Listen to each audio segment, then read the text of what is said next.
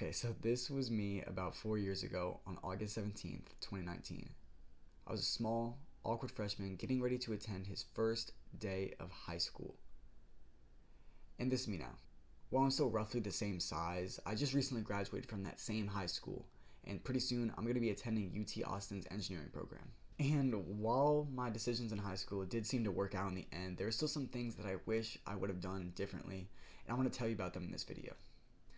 Okay, so before I start the video, make sure you leave a comment down below on what you would have done differently in high school. And even if you're still in high school, you can reflect on your previous years. It doesn't matter. Just what would you have done differently?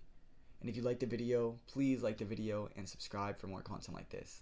Thank you, and let's get started. Okay, so on number one, if I could go back and change anything, the first thing I would change is I would have trusted myself much more. I think I could speak for many students in that the school environment and the general idea of school can be so stressful sometimes. That feeling I can still remember that I would get when I would get a bad grade on a test, or I would have a ton of homework and I didn't feel like I had the time to finish it. That feeling really just forms from a lack of trust in my own ability, and that's where it came from. So I wish if I could go back, I would trust my ability to pass tests, to get good grades, to finish homework, and I would trust my ability to be responsible. Because looking back, I never did that. My first few years of high school, I didn't trust myself. I made sure I was stressed out because that's what I felt like was the only way to hold myself accountable. And as I said, I found out 4 years too late that that isn't true. That you don't have to stress out to give yourself motivation to do stuff. You can just do it. So I think if I would have trusted myself more, I probably could have gotten the same achievement, but I would have left behind all the stress and anxiety that came with it. So that's number one. I wish I would have trusted myself more. Okay, so now we're going to look at number two. And if the second thing I would do, if I could go back and do things differently, I would have expanded my resume. Okay, so let me set the scene. It's the end of junior year, and I'm getting ready to apply to these colleges, with my main essay being about playing the guitar and how it's shaped who I am today. I had a 4.0 unweighted GPA and multiple AP tests. I had a 1450 SAT. I played sports. I had worked in a restaurant company, Panda Express, and I even attempted a coding internship. I played in a band for about 2 months, and I managed to get hundreds of volunteer hours. I even won a super hard wing challenge. And I don't know if that's credible, but in my opinion, it was impressive. So I felt confident in applying to colleges, and I hoped to get into one or two prestigious universities. This was my outcome. That is when I realized that while I thought I worked hard in high school and I strived to achieve so many things, what I was missing was a unique application. I mean, sure, I had good grades and I did the basic extracurriculars, but everyone who applies to those universities has those on their resume.